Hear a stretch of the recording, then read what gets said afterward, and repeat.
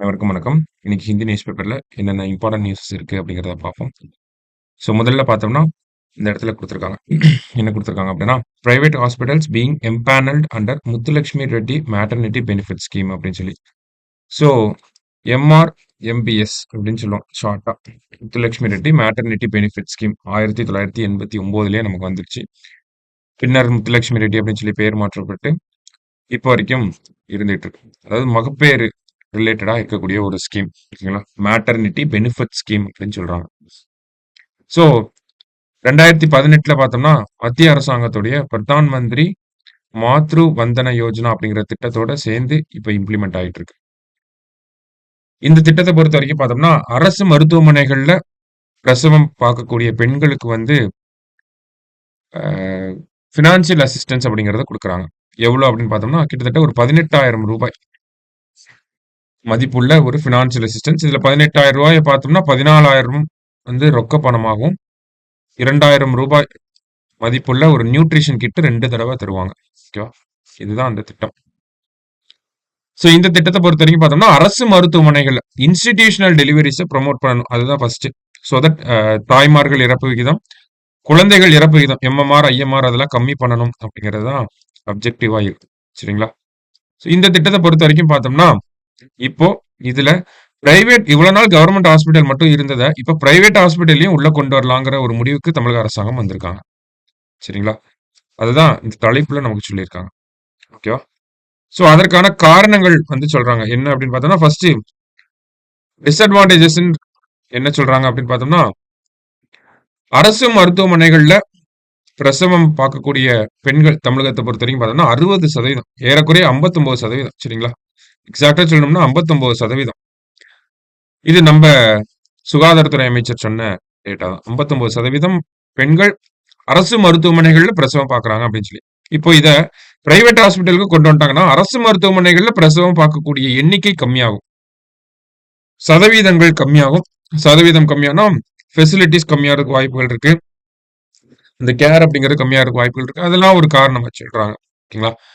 Advantages அப்படின்னு பார்த்தோம்னா அரசாங்கம் எதுக்காக இதை ப்ரொமோட் பண்றாங்க அப்படின்னு பார்த்தோம்னா, ஃபர்ஸ்ட் வீடுகள்ல பிரசவம் பார்க்கப்பட்டுச்சு, அப்புறம் ஆரம்ப சுகாதார நிலையங்கள்ல, அதுக்கப்புறமா அப்படியே அரசு மருத்துவமனைகள் அளவுக்கு வந்திருக்கு. இப்போ இதை பிரைவேட் ஹாஸ்பிட்டலுக்கும் நம்ம எடுத்துட்டு போகணும் அப்படின்னு சொல்றாங்க. ஏன்னா தமிழகத்தை பொறுத்த வரைக்கும் 59% தான் அரசு மருத்துவமனைகள்ல பாக்குறாங்க. அவங்க ஏழை எளிய மக்களா இருப்பாங்க. மீதம் இருக்கக்கூடிய 41% பார்த்தோம்னா அதுலயும் ஏகப்பட்ட ஏழை எளிய மக்கள் வந்து இருக்காங்க. மீதி இருக்கக்கூடிய 41%மே பணக்கார மக்களா இல்ல, ரிச் பீப்புளா கிடையாது. அவங்களையும் நிறைய பேர் வந்து நடுத்தர மற்றும் ஏழை குடும்பங்களை சேர்ந்தவங்களா இருக்காங்க. உங்களுக்கு அதிகமான செலவுகள் ஏற்படதான் செய்யுது அப்படிங்கறத சொல்றாங்க. அப்படிங்கிறப்ப அந்த மாதிரி இருக்கக்கூடிய ஏழை எளிய மக்களுக்கு அரசு மருத்துவமனையில பார்த்தா என்ன, தனியார் மருத்துவமனையில பார்த்தா என்ன, அவங்களுக்கு தேவையான அந்த பெனிஃபிட்டை கொடுக்கறது எந்த ஒரு தப்பும் கிடையாது. நம்மளுடைய நோக்கம் அரசு மருத்துவமனைகள்ல தான் பிரசவத்தை பார்க்கணுங்கிறது கிடையாது. பிரசவத்தப்போ எந்த ஒரு உயிரிழப்பும் நேரக்கூடாது. அது தாய்மார்களுக்கும் சரி குழந்தைகளுக்கும் சரி உயிரிழப்பு ஏற்படக்கூடாது அப்படிங்கறதா எந்த அரசாங்கத்தினுடைய நோக்கமா இருக்கு.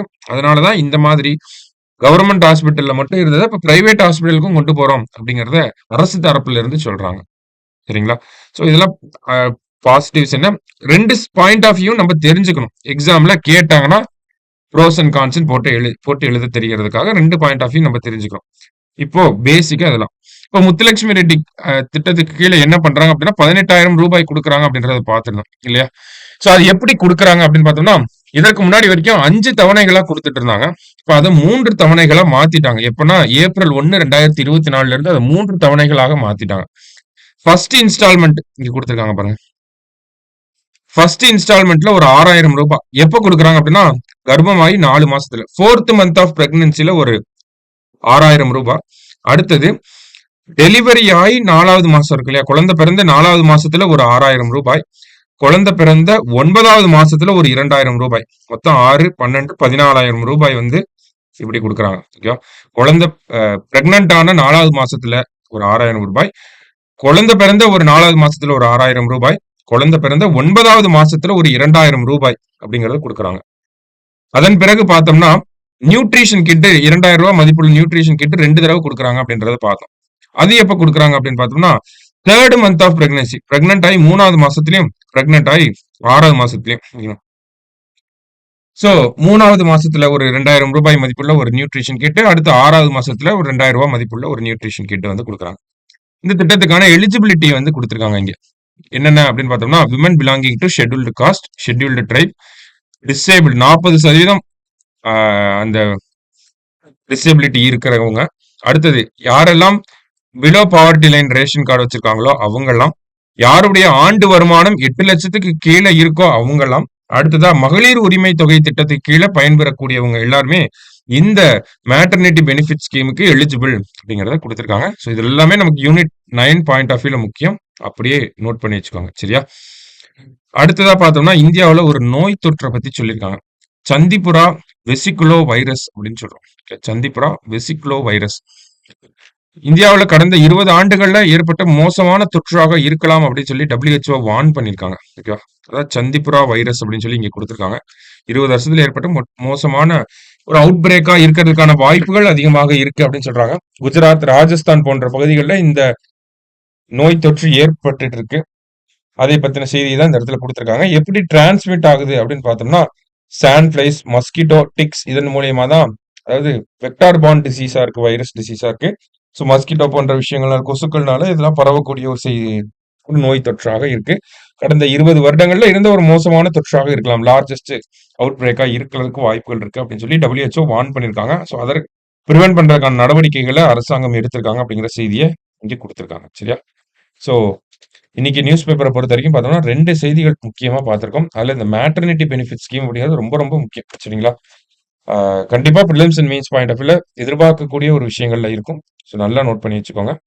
நாளைக்கு நியூஸ் பேப்பர் ரீடிங்ல மீட் பண்ணலாம். தேங்க்யூ.